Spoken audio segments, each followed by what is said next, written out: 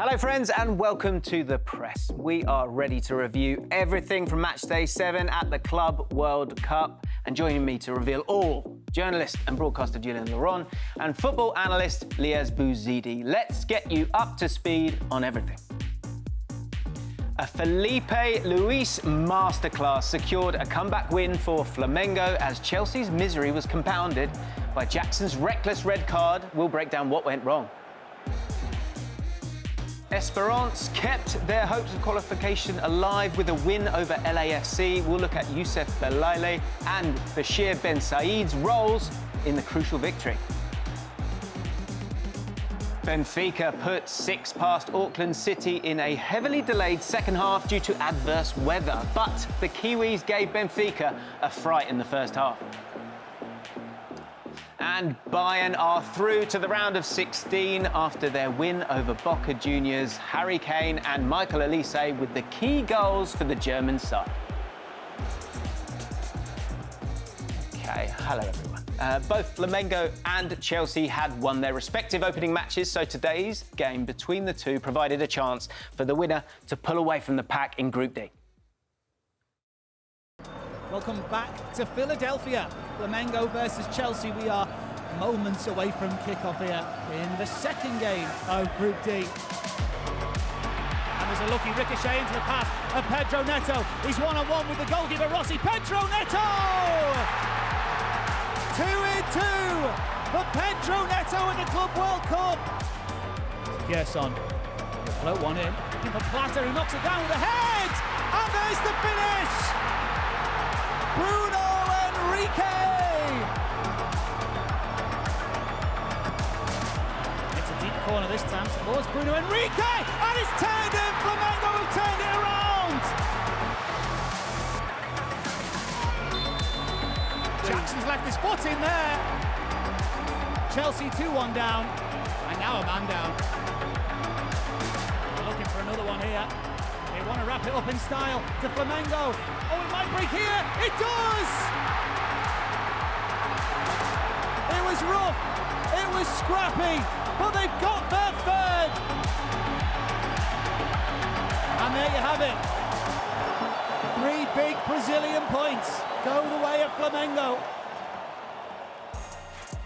Stunning performance, a stunning win. Time to take a look at what was being said about this game on the various platforms. You can see lots of talk about this one. First up, we've got this. Palmer. Palmer should be ashamed. We're going punchy early doors. Ashamed of himself, man. Tired of babying this guy. When will you actually show up, man? We'll be talking about Palmer a little bit later on. And Nico Jackson, of course, it was his birthday. Got sent off on his birthday. Wishing you a wonderful 24th birthday today, said Chelsea FC earlier in the day. And our very own football analyst, sensible man, very smart. He says, this guy's a lunatic. Hey, good account. You should follow that guy. We're in the big leagues now. You've got to behave yourself. I don't know. He needs to behave himself with that tackle, man. Are you serious? Yeah, good point. Very good point. OK, let's get into it then, because Maresca tried something a little bit different in this one, but it was a masterclass from the fantastic Felipe Luis. Tactic board right in front of you guys right now, and as you can see, here's the two teams. We're going to go straight to the average positions, which might look like a bit of a mess, but stick with me. I'm going to make it make sense. Because what was fantastic was how brilliantly Flamengo pressed. And you can see Gerson as well really pushing. You can see this nice line here from them getting at them. And I think this is obviously a plan off the ball from Felipe Luis. But when it comes to Maresca, he had a plan as well. Felipe Luis had said that he'd had a sleepless night going into it all. So the plan for Chelsea was very different. So let's make it make sense a little bit more by getting rid of Flamengo for a second. These are the average positions of Chelsea, and it looks a little bit different. Obviously, a lot of changes in here. Reece James playing in midfield, and Cucurella's role is different. Palmer actually starting off out wide, but then stepping into a more central area. And it's very different to what we know from the first game, where it was a bit more traditional. We spoke about this on the press, so you should know about this already. But Cucurella stepping into this area here, Palmer not playing as that wide player. And normally, when we think of Maresca's team, we think of those two wide players. But if we go back to the setup today, what was different, I think, is that they were trying to utilise and retain the width. And so with that, Cucurella's role was to stay out wide. Gusto's role was to stay out wide. Palmer would step into a bit of a more central area. And what it meant was that if the ball went over to one side, because when they won the ball from Flamengo often play little passes, which Liez is going to talk to us about in a second. But Neto would make a driving run across and it would create a whole host of space on this side. And it would allow Chelsea to recycle from one side to the other. But Flamengo's press was just a little bit too good. But let me show you exactly what I'm talking about here. We can see a clip right now, all being well. So as you can see, there's a little clip up trying to get over that press. And this is Liam Delap. This isn't Cole Palmer. So there's an idea here, I think, to get Cole Palmer in a more central position. Neto, not as wide as you would expect him under Maresca. He normally loves that width. But that allowed all that space for Cucurella, who stayed wide. It was a bit more traditional when it came to those two fullbacks in Cucurella and with Gusto on the right-hand side. But the press from Flamengo was just a little bit too good. And they were, I mean, they earned it, didn't they, Flamengo? They were the better side, weren't they? I think they were, absolutely. From minute 1 to minute 90, I think Chelsea's goal is taken well by Pedro Neto, absolutely, but there is an element of luck there. And I think over the 90 minutes, Flamengo were dominant amongst most metrics, so I think fully deserving of the win. Let's talk about the master plan. Let's talk about the goal, because Chelsea went into the lead here. And Jules, this is actually a more clever finish than you would expect, actually. Yeah, that's right. He's a bit lucky here with the two blocks that he has, but it's those 3 touches there, especially this one, because we've seen it many times, even with Nico Jackson in the Conference League final, where he pushes it too far or he goes too wide, and this time it was just perfect central, so he could go either way of the goalkeeper, even probably over the goalkeeper, which makes it difficult for him to know, and it's the second goal in 2 games. And even the first goal, remember, it was a lovely finish coming back inside onto his left foot, so more composure for him. Now, Felipe Luis, you might not have known the name somehow. Obviously had a stellar playing career, but I think he's going to have a stellar managerial career as well. Let's have a look at the graphic here, how well he is doing now. It's absolutely incredible stuff. 48 games, 33 wins, 12 draws, just 3 games lost. 88 goals scored, 24 conceded, and a win percentage of 68.8%. Of course, a former Chelsea player. And, of course, we've spoken about the press and the intensity there, but what about with the ball, Liz? I think with the ball, he loves this 4-2-3-1 formation. And I think the 2 midfielders, in particular Jorginho, are super crucial. And one of the players of the tournament for you? I think absolutely, and I think it's fitting that it also came up against his former team in Caicedo and Jorginho, but they really bait the press quite well no matter who they're playing against. But contrary to the game against Espérance de Tunis, they kind of went short a lot that game. This time, they were not afraid of just going direct, going long into the channels, winning the second ball. I thought they did that extremely well today. Like but then, bees. Yeah, and then this is really where you see, in my opinion, the best of Felipe Luis football in terms of just direct, quick, short passing. Gets to the center backs, and then look, first pass directly in the striker's feet. Gets it back, and then look, next pass, direct. It's positive, it's direct, and it's very, very effective. I don't think Chelsea could handle it today. Yeah, they were absolutely superb. Had to sort of up the pace a little bit, but they were comfortable with it. Very clear plan. And then there was a change here. Enrique, normally a right winger, actually played through the middle, and it changed everything. But the goals weren't great from Chelsea. Yeah, from a defensive point of view for Chelsea, you see Enrique there, and you see Chalobah, Colwill, and Gusto, that line of 3, zonal marking. But first, Gusto misses the ball again, like he did in the first leg, and then they're all over the place on that kind of second phase, if you want. With the zonal marking, it's difficult because, as we saw in the second goal too, you've got your zone to mark. But then when the ball comes back the other way, you're all over the place, and it's very poor defending from Chelsea.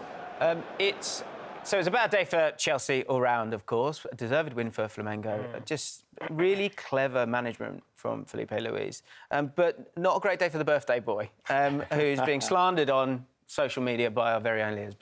Slender. And, But, I mean, probably for good reason. He's come out with a whole paragraph and an apology post himself. What's he thinking of here, Liz? He's not thinking. That's the exact thing here. I mean, look, a lunatic might be harsh, but he seriously could break his leg there. He could get to the ball as well, so he's clearly going to hurt him. But otherwise, he takes the ball and moves on. I think of Nico Jackson. You saw in the first game when he came off for the lap, I don't think he was happy. And I don't think he was happy being left out from the start in this game either. But this is becoming a habit of Nico Jackson, man. There is an element of petulance to him. And I think the only one who's really hurting it from that is him. Because he's making the decision for Maresca to choose between him and Delap much easier with stuff like this. You can't trust him. You can see it in front of you. More goals than red cards in his last 5 games. He will miss the first game of the Premier League season because he's suspended. He's going to miss 4 games now. He is literally handing the shirt to Liam Delap. Yeah, absolutely. Certainly for the next 4 games in this competition, if they go that far. And another thing as well, too, he's going to start building he's going to build a track record of this if it continues. He will kind of carry that reputation. I don't think that's something you want following you. OK. So obviously that was a real problem. The other real problem was maybe the form of Cole Palmer. It's time. We're going to have to talk about Cole Palmer here because it's been a really poor period for him. The first 21 games of the season, 14 goals, 6 assists, and a shot conversion rate of 18.9% and 60 chances created. In the last 18, sorry, my eyes are rubbish even with glasses, I think it's 18, 1 goal, 2 assists, the conversion rate, Liez, is all over the place. And for you, most concerning, chances created. It's not good, 29. Yeah, it's halved. I mean, look, the goals, the shot conversion, I think Jules will talk about that as well, too. That is concerning. But I was of the opinion when he had that amazing first season at Chelsea, and it almost felt like everything he touched turned to gold. So many goals. I didn't feel like it was that sustainable. And it's not because I don't think Cole Palmer's a brilliant player. I do. But I don't look at Cole Palmer and think, oh, yeah, goal scorer extraordinaire. I think it was a bit of an outlier season, similar to the year that Jude Bellingham had that first year at Real Madrid. I don't expect these kinds of players to be putting up 20-plus goals every year. But for me, the chances created, having in almost the same amount of games, that's concerning because that's the side of Cole Palmer's game that we expect, someone who's constantly playing players through setting them up. And the numbers don't lie, man. That's poor. Yeah, his stats in the game, no shots, 3 dribbles, 1 was successful, 32 touches. We're going to talk about Olise a little bit later.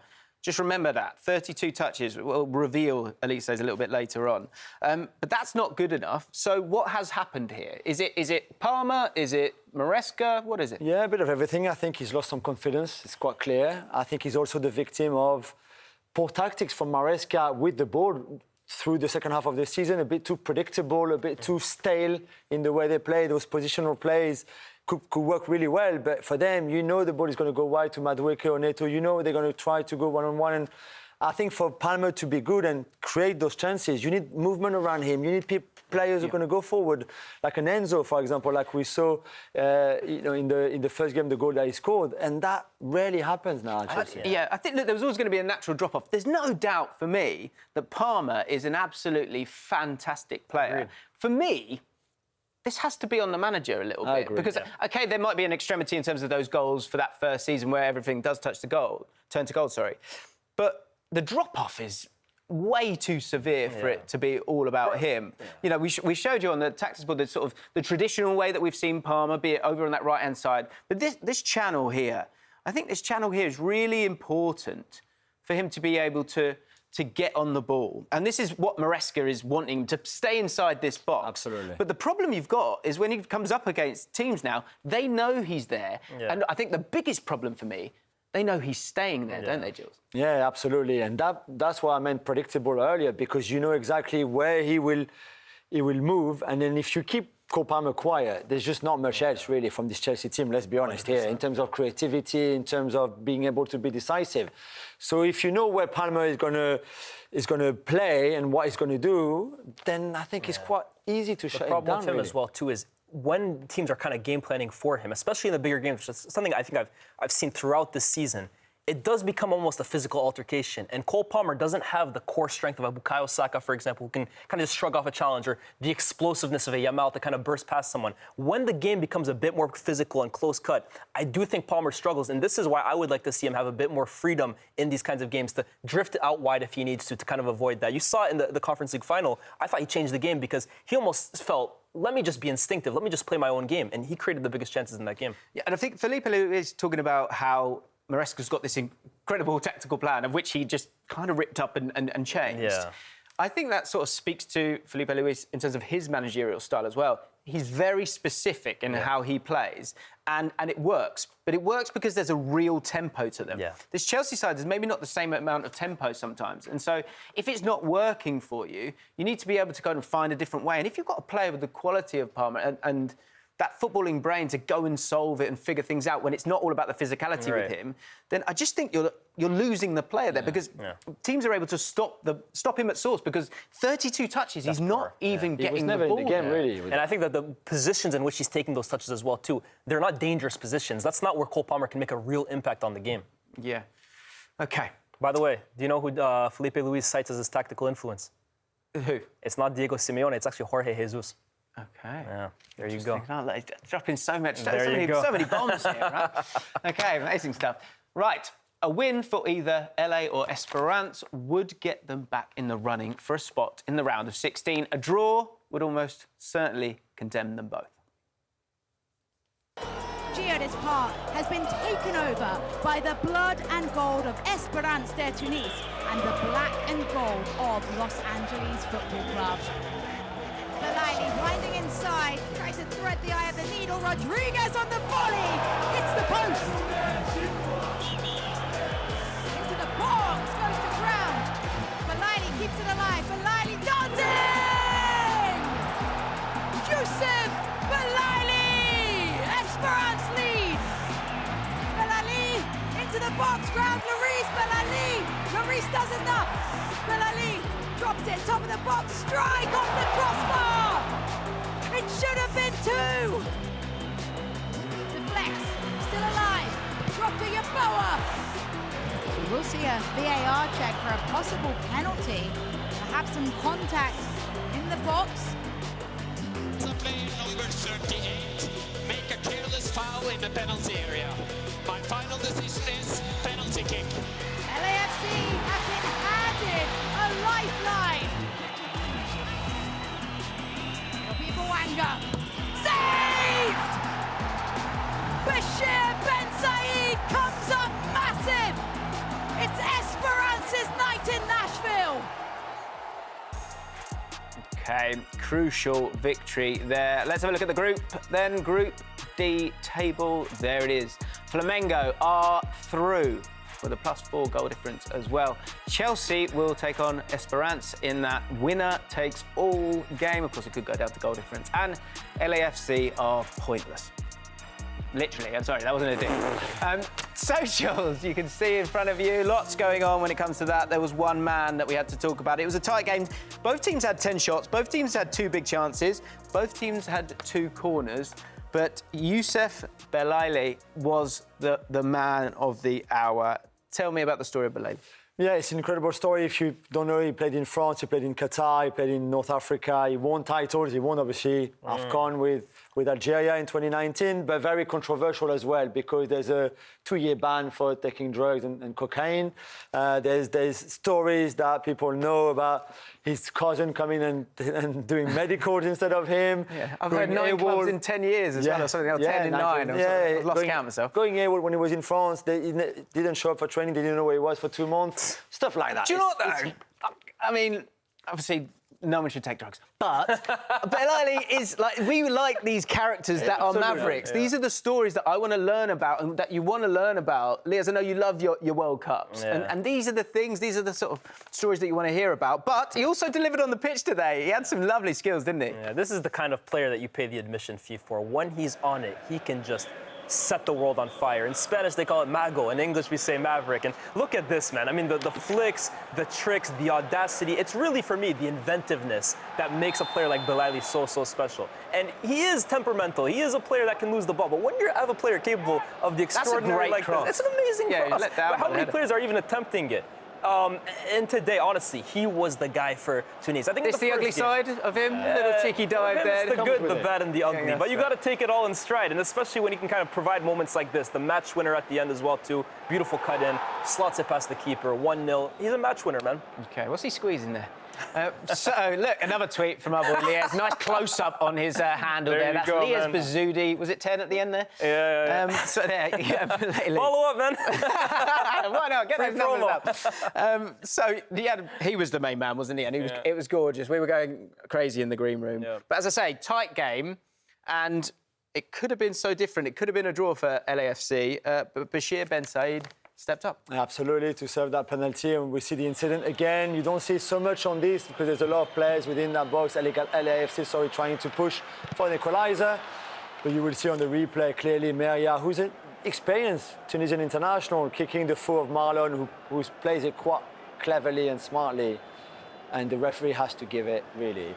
He used the word careless, didn't he? There we go, you can probably hear it just about. Careless, yeah. And for Donny Bonga, one of the best players in MLS, LAFC best player with a terrible penalty. And said Ben Said, the hero of the night with Belaili.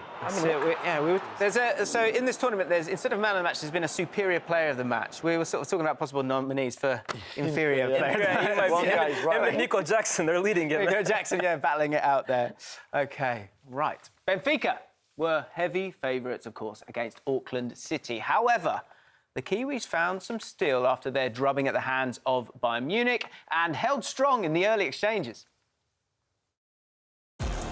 Hello and welcome to Orlando, Florida. Benfica versus Auckland City. Deep now into 5 minutes of added time. Di Maria, Prestiani, oh! It's going to be a penalty. Here comes Angel Di Maria and scores at last for Benfica. Glad to report thunderstorms have passed on for now. Nice little touch. Pavlidis, brilliant footwork, fantastic goal from their star man. Sanchez deflects it in. And now the goals are going in for Benfica in this second half. 3-0. Here they come again. It's wave after wave at the minute. And Sheldon tries to get out the way. It's a good job he did because Behiru is there. Here they come once more. Into Pavlidis, left, and Behiru gets another. And it's 5 for Benfica. And Auckland City are backtracking, and Di Maria, who's been brilliant all afternoon, goes down. Yeah, the referee has been asked to go to the screen. Here comes the decision. It was a penalty that ended the first half. It's a penalty that ends the second half. It is 6 for Benfica. So we feared the worst for Auckland City, but their 20-year-old goalkeeper who came in for this game, Nathan Garrow, put in a great first-half performance in his first appearance of the competition. We kind of want to take you there when it comes to that first half, because 45 plus 8 minutes they survived after only surviving 6 minutes in the first one. And I'm going to be honest, I mean, Auckland, they were trying their best, but this was chaos for the first half, wasn't it, Jules? Yeah, absolutely chaos. And we said at halftime they were 6-0 down against Bayern. So to go to 45 minutes and so, with a bit of luck, to be fair. This is brilliant. That 8 on the line. Yeah, this is a good shot. He can't really catch it. He's rarely catching it, but it doesn't matter. This one is a good save onto his left and the rebound in front of Pavlidis. And in the end, it's a bit of a shame. This one is a great save. I like this one because it slightly reflects with his left foot. And it's a shame that all that good work is being undone because you're a little bit careless there on that tackle that you don't need to make because there's a cover behind That's a tackle you make when you were exhausted. 48 minutes just defending and loosely. Yeah, it was tough to watch that. So, 20-year-old, 10 saves, 5 punches, as you saw the bulk of them there as well. And it's one of those ones where you just get to half-time. Just get to we're all hoping they could get there. Unfortunately, didn't. But weirdly, a 6-0 defeat is a very clear improvement. Yeah. So that was something. And this is a moment of a lifetime for them. And the players know it because centre midfielder Zhu did not want to be taken off here. Check this out. So he gets absolutely walloped in the face. So fair enough. And obviously, they're a bit concerned. He sort of wobbled backwards as well. So understandably, the officials were concerned. He did not want to come off. Please. Because they know these minutes are precious, aren't they? This is amazing. I'm okay. I know. I love that. Honestly, I like that. And he was... Oh, it's heartbreaking. He was taken off at half-time as well. Now, there was, I don't know, something in the water or something in the air because no one wanted to be taken off. This is Cockchew for Benfica as he comes off for Renato Sanchez, I guess as they're trying to get the goals up. And, I don't know exactly what he's saying, but he doesn't see... That's for the manager. Pleased. Bruno Lage, just a little like nod, flick off he gets, son. I'm the powerful one here. Yeah, but wow, I don't know. Maybe I don't know what was going on there. By the way, Angel Di Maria has scored 3 goals, all penalties. Currently top scorer.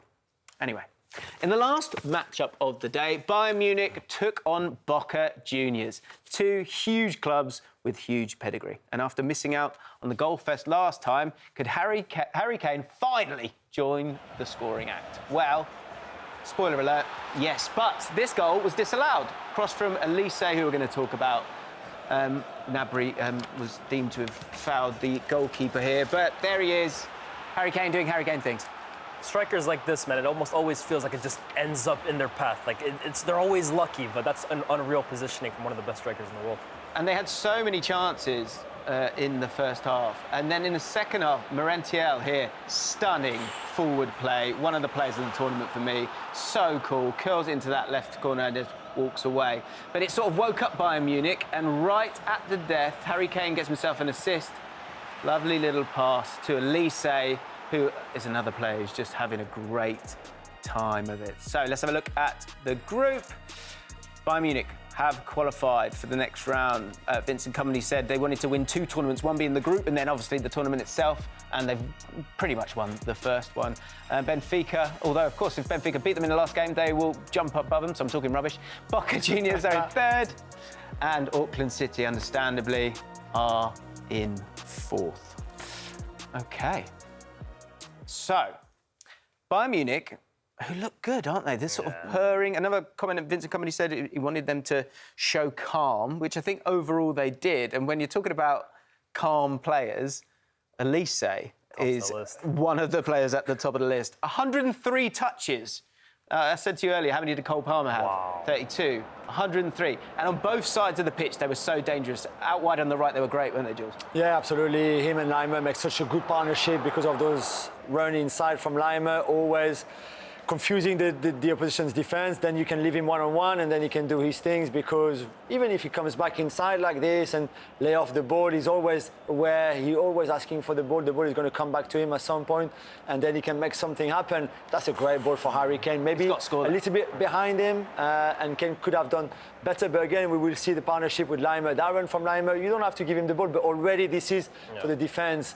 More confusion, and there's more people, more running. And then look at Olise, still alive, coming inside, because he knows Laimer has all that space on the right-hand side, and then Laimer really should cross the ball instead of trying to come back inside and so. But they've worked so well together. Yeah, and there's that lovely freedom there to sort of get on the ball. He has that reference point of the corner of the penalty box, and his body weight is so elegant all the time. This is the goal here. And he's just staying on the edge of the box there, and he passes it in. You know, we watched games today, Espérance earlier on, had a couple of chances, and they're sort of whacking it. Yeah. You don't have that when it comes to Olise. Just a fantastic player. World class for you? I think undoubtedly. His rise over the last 12 months has been remarkable. I think we all knew he was a talented player at Crystal Palace, but the way he's just taken to life at Bayern, and what I love about him the most is he's so cool. Like, it doesn't feel like the stage phases him whatsoever. Like, he knows he belongs at this level. I absolutely love it. But seriously, his relationship with Laimer has been a real joy to watch over these first 2 years. Yeah. But I mean, it comes down to Kompany as well, because Sacha Boey in the first game, look, it's Auckland City FC, but like, you know, that same movement in interchange is there, and it's very, very difficult. It was Boey first game, That's all right. The Laimer was great as well. Yeah. But on the other side, Kingsley Coman, because it was both sides, they were pretty effective on both sides. Talk to me about Kingsley Coman, because he's a great player, right? Yeah, very different style, and this trick here, he's been doing this. I remember watching him as a 14-year-old. He was already doing that and skinning people. The problem with Kingsley is, as good as he can be technically and in his skills, his dribbling and the pace, obviously, is the end product is very often lets him down. I mean, this is a great pass for Olise, who should do better, especially with great pass with his left foot too. But we could have clipped so many moments of this game tonight where he takes on his defender, does well, but then it's a poor cross, or it's a bad pass, or he shoots over the bar. And this is it's also reflected in his numbers, because as we see here, this is for this season 24-25. Harry Kane, obviously, the goals and the assists. But look at Olise, 2020. And then you go down to Coman, 9 goals and 6 assists. It's not good enough for somebody that good. Yeah, and throughout his career, we're looking at his numbers, and it's one where, the overall output's kind of not totally there. It's not everything. You love the eye test, Liaz, I know that. But maybe sort of the style of those two players as well plays a factor here. But as you can see with Olise, I mean, so many options, because I guess he can cut in on that foot and curl it in. We've seen that in the first game as well. Two fantastic players. This German side, it was Germanesque, according to Vincent Kompany, as well, in terms of this performance. They've got gears and they can go through them. 5 big chances in the first half, kind of stopped in the second half. But once they got the equaliser, Boca Juniors, they turned it up a notch again. And this team, especially with the bench that they've got, so many great players on the bench, and a couple out as well. You know, Afonso Davies injured as well. This team will be wanting to go all the way, right? 100%. I think what you just said at the end as well, too, is the damning part, right? The fact that Upamecano only kind of came back today. I think he starts every single day of the week. Jamal Musiala, we've seen flashes. He's been so unfortunate with injuries. He's one of the best young players in the world. Alphonso Davies isn't even at this tournament. Bayern are really looking scary. And I think that left-hand side, you're talking about Kingsley Coman. I actually, maybe it's an unpopular opinion, I'm kind of happy they didn't go for Florian Wirtz because I think in Coman, that's the profile you need. Somebody who's not afraid to play more off the ball because you know Olise is ball dominant. You know Kane, you know Musiala. You maybe need someone with a bit more pace in behind that can stretch defenses. Maybe it's not Coman, but some of the names they're talking about, Leao, Barcola, Nico Williams, maybe that's more the mold. And a quick one on the South American side. We've got to say that, look, Boca Juniors is the first team to lose, and it's against Bayern Munich. They have been really, really impressive in this tournament, haven't they? Yeah, absolutely. Incredible. We talked a lot about the Brazilian teams, whether it was Botafogo the other night against PSG or tonight against Chelsea. Outstanding work from them. I think we showed tactically how good they've been in different styles of football. Credit to their coaches. There will be tougher games, of course, for them later on in the competition. But they've been a breath of fresh air so far. Absolutely. Yeah. Thank you very much, guys. Well, what a night that was. So let's have a look at the socials one last time before we say goodbye.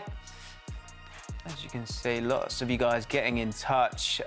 Chelsea, that defeat being a big shock. Keep it coming, guys. Use the hashtag #ThePressCWC, and the best ones will get in the show, I promise. No tweet from me this time. Yeah, Liaz, maybe just go easy. That's enough. Two's enough. That's all right. OK, so this is what's coming up later today. We've got Mamelodi Sundowns versus Borussia Dortmund. I am buzzing for this one. We fancy a win from Mamelodi. Yeah, I'm feeling something. Something's happening here. That's at 5 p.m. Inter Milan versus Urawa Red Diamonds at 8 p.m. Fluminense versus Ulsan HD at 11 p.m. And River Plate versus Monterrey at 2 a.m. And of course, the press will be here again, the big one, 4:30 tomorrow. Look at you, Messi and Jude. That's it. I'm going to reference that every show, I mean. Thanks for doing that. Right, that is all from us today on The Press. We will see you again tomorrow here on DAZN.